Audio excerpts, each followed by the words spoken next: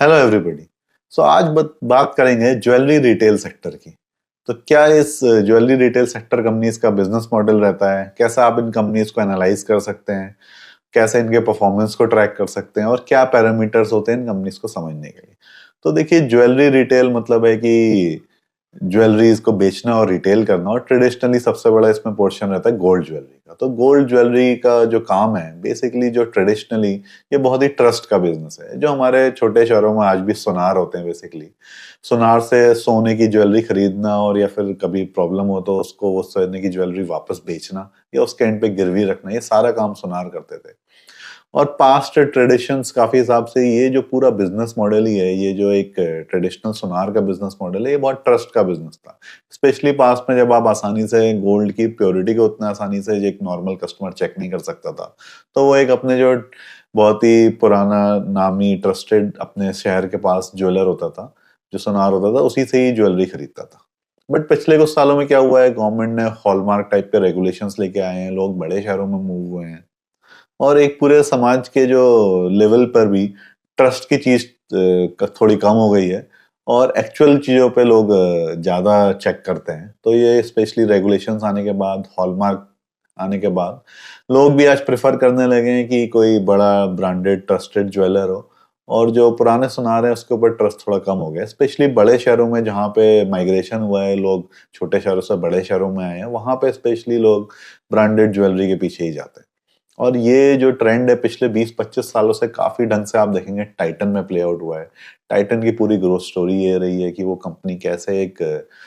Jewellery retail को branded retail में convert कर सकी, और सारे मेट्रोज में, टीयर 2 सिटीज में, इवन टीयर 3 सिटीज में भी अब वो फैल रही है। तो देखिए, जो ज्वेलरी रिटेल बिजनेस है, इसका बिजनेस मॉडल सबसे पहले आपको समझना होगा। क्योंकि जब आप ट्रेडिशनल सोनार को देखते हैं, उसका बिजनेस मॉडल और ज्वेलरी रिटेल का बिजनेस मॉडल में एक थोड़ा सा फर्क है, और एक फंडामेंटल फर्क है, वो आपको समझना होगा। जो jewellery retail professional run companies होती हैं, ये जो अपना रेवेन्यू कमाती हैं, इसमें इनका जो मेन फोकस रहता है वो रहता है मेकिंग चार्जेस के ऊपर पे। क्योंकि गोल्ड इनके लिए एक रॉ मटेरियल है, गोल्ड को ये खरीदते हैं, उसको वो प्रोसेस करके ज्वेलरी में कन्वर्ट करते हैं और अल्टीमेटली कस्टमर को बेचते हैं। और जब भी कस्टमर को बेचते हैं उसमें कुछ मेकिंग चार्जेस लगाते हैं। तो इनका मेन फोकस जो सोर्स ऑफ रेवेन्यू है वो मेकिंग चार्जेस है। और जो गोल्ड है वो जस्ट एक रॉ मटेरियल है, बट गोल्ड क्योंकि एक यूनिक रॉ मटेरियल है, जो एक बहुत ही एसेट क्लास है और कमोडिटी है, तो इसके प्राइसेस वेरी करते हैं। तो इनका मेन फोकस ये रहता है कि जो गोल्ड के प्राइसेस का वेरिएशन है, कि और खरीदें और बेचें, उसके बीच में गोल्ड का प्राइसेस बढ़ गया, घट गया, तो इनके रेवेन्यूज बहुत ज्यादा इफेक्ट हो सकते हैं। तो इनका मेन फोकस ये रहता है कि जो गोल्ड प्राइस वेरिएशन है, इसमें ये अपने आप को हेज कर सकें, और एक गोल्ड के प्राइस वेरिएशन से इनके रेवेन्यू इफेक्ट ना हो। तो इसके लिए अलग अलग टाइप की ये चीजें करते हैं। इसमें टाइटन का जो बिजनेस मॉडल है वो अपने आप में थोड़ा यूनिक रहा है। सबसे पहले टाइटन ने इंडिया में शुरू किया था गोल्ड लीजिंग मॉडल, जिसमें कि वो जो गोल्ड है वो लीज पे लेके रखता है बैंक से, और जिस दिन वो एक्चुअली में कस्टमर को बेच रहा होता है, उसी दिन का सेलिंग प्राइस काउंट होता है, और उसी दिन का ही उसका कॉस्ट प्राइस काउंट होता है कि उसने उसी दिन खरीदा हो जैसे, और उसी दिन कस्टमर को बेचा हो। तो जो बीच में गोल्ड का प्राइस में चेंजेस हुए हैं, उससे वो कम्प्लीटली हैज हो जाता है। उसके लिए वो लीजिंग के लिए थोड़ा सा किराया देता है कुछ परसेंटेज में, पॉइंट्स में। बट क्योंकि जो गोल्ड के प्राइसेस बहुत वेरी कर सकते हैं, आपने खरीदा जिस दिन, हो सकता है उस दिन प्राइस ज्यादा और बेचते वक्त कम हो जाए, तो कस्टमर तो आपको बेचने वाले दिन का ही प्राइस देगा। जबकि जो ट्रेडिशनल सुनार छोटे शहरों में रहते हैं, उनके पास एक लिमिटेड अमाउंट ऑफ गोल्ड रहता है, और वो जब गोल्ड बना के बेचते वक्त इस चीज पे भी फोकस रखते हैं कि गोल्ड के प्राइसेस कम हो जाएं अगर उनके हिसाब से, तो वो ज्यादा गोल्ड खरीद कर रख लें, और जब गोल्ड के प्राइसेस बढ़ रहे हैं तब वो ज्यादा ज्वेलरी बेच सके। बट उन सब चीजों में जो गोल्ड के प्राइसेस का इफेक्ट है, वो उनके रेवेन्यू को काफी ज्यादा इफेक्ट करता है। और अगर गोल्ड के प्राइसेस उनके खरीदने के बाद घट गए एकदम से, तो उनका पूरा बिजनेस मॉडल ही इफेक्ट हो सकता है। और इसी वजह से अगर इन कंपनीज को एक्सपैंड करना हो, तो अगर एक ट्रेडिशनल ज्वेलर जो गोल्ड खरीद कर रखता है अपने पास और फिर बना के बेचता है, अगर उसको एक्सपैंड करना हो, तो उसको उतना ही ज्यादा कैपिटल चाहिए, क्योंकि उतना ही उसको गोल्ड खरीदना पड़ेगा। जबकि आप इस टाइप के लीजिंग मॉडल या गोल्ड प्राइसेस को हेज करके रख रहे हैं, जिसमें आप एक्चुअल अमाउंट ऑफ गोल्ड अपने पास कम रखते हैं, तो इसमें आपके लिए एक्सपैंड करना भी आसान है, आपका कैपिटल भी कम फंसा हुआ है। और एक तरीके से आप गोल्ड ट्रेडिंग बिजनेस में नहीं है कि आप गोल्ड को खरीदें और बेचें, उसके बीच का प्रॉफिट कराएं।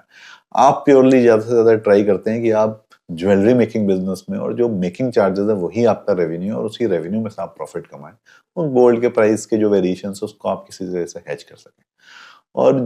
ये सबसे पहले टाइटन ने शुरू किया था गोल्ड लीज मॉडल, बट अब जितनी और भी कंपनीज हैं, कल्याण ज्वेलर्स, पीएन गडगिल, जो बड़े बड़े नाम आप सुनेंगे, ये सभी ट्राई करते हैं कि आइदर लीजिंग मॉडल या किसी और तरीके से ये गोल्ड के प्राइसेस को हेज कर सकें, क्योंकि गोल्ड के प्राइसेस काफी वॉलेटाइल हो सकते हैं और ये अपने रेवेन्यूज को गोल्ड प्राइसेस के ऊपर इफेक्ट नहीं करने देना चाहते। तो ये पहला पॉइंट था बिजनेस मॉडल का। दूसरा, जब आप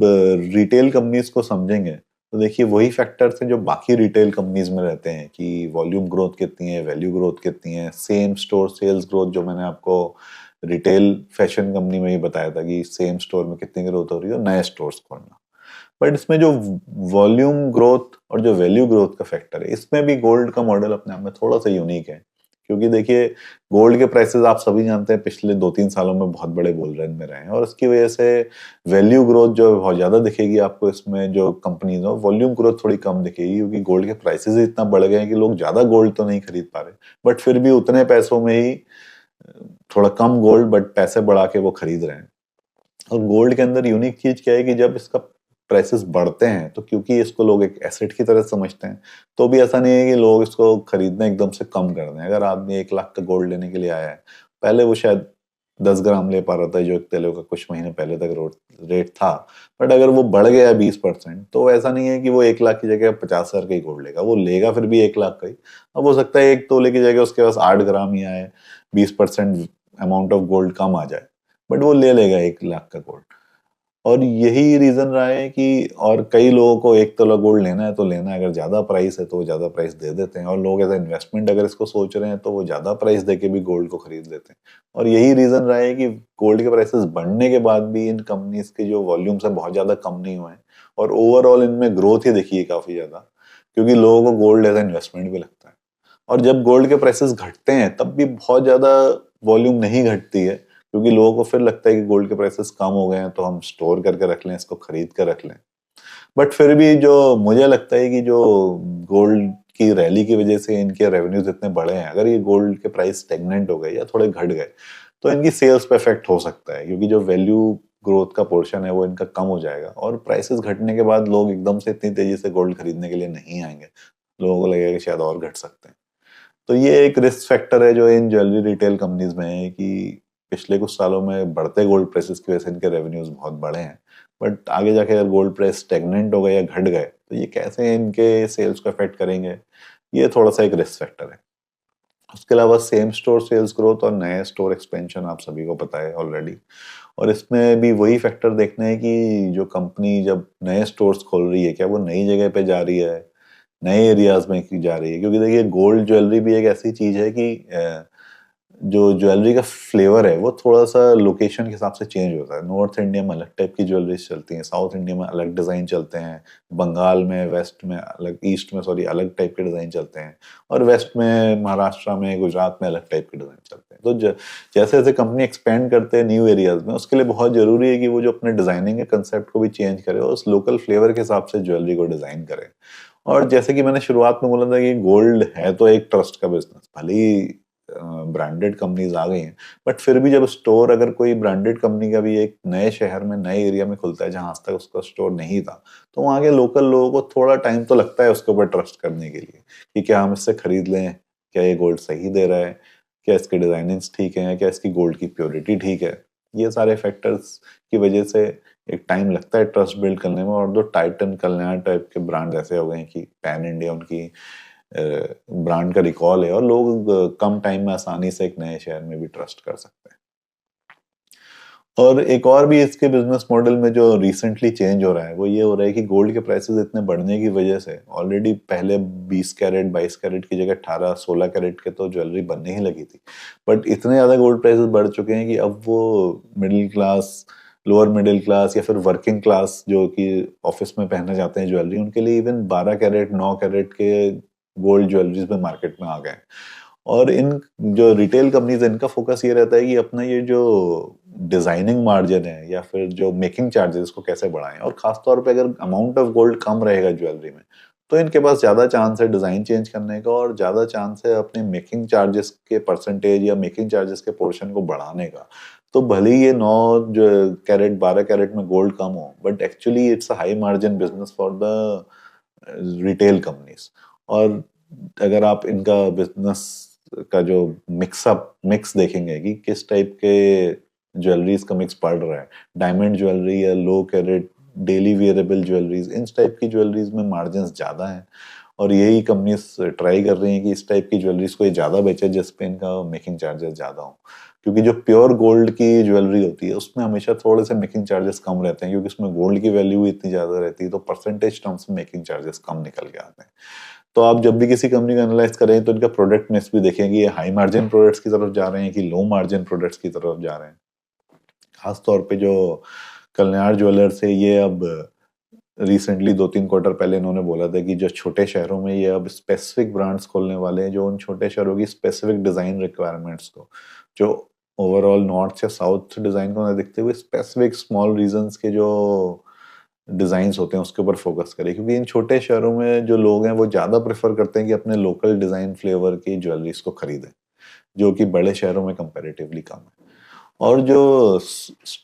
नए स्टोर्स खोलते हैं उसमें एक और भी चीज है कि जो ट्रेडिशनली जो टाइटन ने मॉडल शुरू किया था उसमें जो ऑल स्टोर्स थे that were owned by the company, क्योंकि इनको लगता था कि ज्वेलरी स्टोर्स ऐसे हैं जिसमें बहुत हाई वैल्यू आइटम्स रहते हैं, लोगों का एक्सपीरियंस भी अच्छा होना चाहिए। बट कल्याण ने आके शुरू किया फ्रेंचाइजी का बिजनेस मॉडल, जिसमें कि दूसरे लोग आके कल्याण की फ्रेंचाइजी ले लें, पैसा खुद से लगाएं, बट सारे सिस्टम सेटअप करे कल्याण और वो उनका प्रॉफिट शेयरिंग या कुछ फीस के बेसिस पे मॉडल चले। तो फ्रेंचाइजी मॉडल की वजह से कल्याण काफी तेजी से एक्सपेंड कर सका, क्योंकि उनको अपना कैपिटल कम लगाना पड़ा। जो फ्रेंचाइज थे उनके कैपिटल की वजह से वो एक्सपेंड कर सका, और उसकी वजह से अब पिछले कुछ सालों में टाइटन भी देखिए इस फ्रेंचाइजी मॉडल के साथ आ गया है और वो एक्सपेंड कर रहा है। और देखिए इस सेक्टर की अगर फ्यूचर प्रोस्पेक्ट की बात करें तो आज भी जो ब्रांडेड रिटेल कंपनीज हैं इनका मार्केट शेयर 40% से ज्यादा नहीं है ऑल ओवर इंडिया, और 60% आज भी जो ट्रेडिशनल ज्वेलर्स हैं, जो नॉन ब्रांडेड ज्वेलर्स हैं, वही मार्केट को कैप्चर किए हुए हैं। अब फ्यूचर में और ज्यादा चांसेस हैं कि इवन टियर 2 टियर 3 सिटीज में भी ब्रांडेड रिटेल ज्वेलरी का पेनिट्रेशन बढ़ेगा, क्योंकि हॉलमार्क और अदर रेगुलेशंस आने के बाद से कस्टमर आज के टाइम पे ऐसे ही चाहता है कि वो पीस ऑफ माइंड में ऐसी ज्वेलरी खरीदे कि कल को अगर वो बेचने जाए तो उसमें कुछ प्योरिटी के इश्यूज या कुछ घपला ना हो। और इसका मतलब ये भी, मैं ये नहीं कह रहा कि ये सेक्टर में आप किसी भी कंपनी में लगाएंगे तो आपका पैसा बन जाएगा। आपको समझना है कि कौन सेक्टर लीडिंग कंपनीज हैं, किसके किस टाइप के प्लान से आगे ग्रोथ एक्सपेंशन के, क्या ग्रोथ गाइडेंस है, प्रमोटर्स क्या कह रहे हैं। क्योंकि देखिए जो भी मैं ये सेक्टर वीडियोस बना रहा हूँ मैं उन्हीं सेक्टर्स पे फोकस करने की कोशिश कर रहा हूँ जिसमें कि ओवरऑल सेक्टर में टेलविंड्स हैं और आगे ग्रोथ के चांसेस हैं। बट इसका मतलब ये भी नहीं कि सेक्टर की हर कंपनी आपके लिए पैसा बनाएगी। आपको वैल्यूएशंस देखने होंगे, ग्रोथ प्रोजेक्शंस देखने होंगे, प्रमोटर्स क्या बात कर रहे हैं ये देखना होगा, और जो ग्रोथ स्पीड है कंपनी की क्या वो तेज हो रही है और ये ग्रोथ स्पीड अब कम होती जा रही है बड़ा साइज होने की वजह से, ये देखना होगा। सो इस टाइप के अगर आपको और वीडियोस देखने हैं तो आपको चैनल में मिल जाएंगे। मैंने पास्ट में hospital sector, value retail sector के ऊपर वीडियोस बनाए हैं। इस चैनल में आपको वैराइटीज ऑफ वीडियोस मिल जाएंगे, इक्विटी, रियल एस्टेट और अलग अलग कंसेप्ट के बारे में। फॉलो करिए, लाइक करिए, कमेंट करिए, और अगर आपकी कुछ क्यूरीज हैं तो नीचे कमेंट बॉक्स में लिखिए। That's all for today, thank you very much.